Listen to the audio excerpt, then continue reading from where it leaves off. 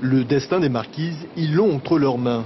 Quand Sophie est chargée de la transformation de l'archipel en une aire marine protégée, Pascal, lui, prépare l'entrée des marquises au patrimoine mondial de l'UNESCO.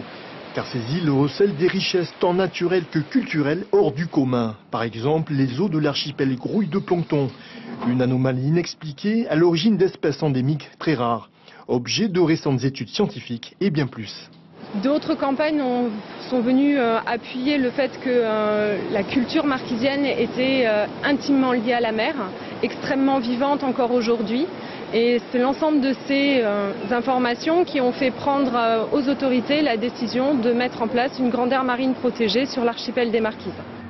Ce classement en AMP ou aire marine protégée obligera les Marquisiens à préserver au mieux leur espace. Un des critères pour obtenir le label de l'UNESCO. Le classement en AMP, en aire marine protégée, ça va être un des outils de gestion concernant l'inscription au patrimoine mondial, puisque c'est une des volontés de l'UNESCO de gérer des espaces, gérer des sites qui sont d'un point de vue exceptionnel.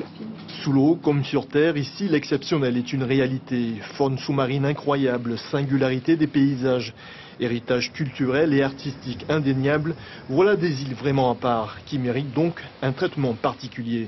C'est pourquoi ce week-end s'est tenu à Ivaoa le premier comité de pilotage de l'AMP. Il s'agit de la dernière ligne droite qui parachèvera d'ici fin 2015 la création de cette grande AMP.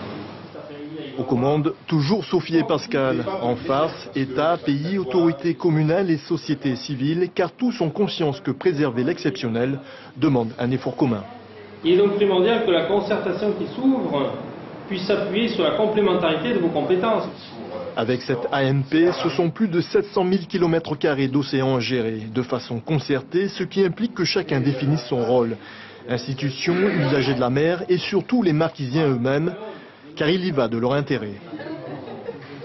Il y a nos poissons, il y a nos divers produits qu'il faut protéger. On a tendance à tout ramasser. Et tant qu'on ne vient pas protéger, je pense qu'un jour on n'aura plus rien.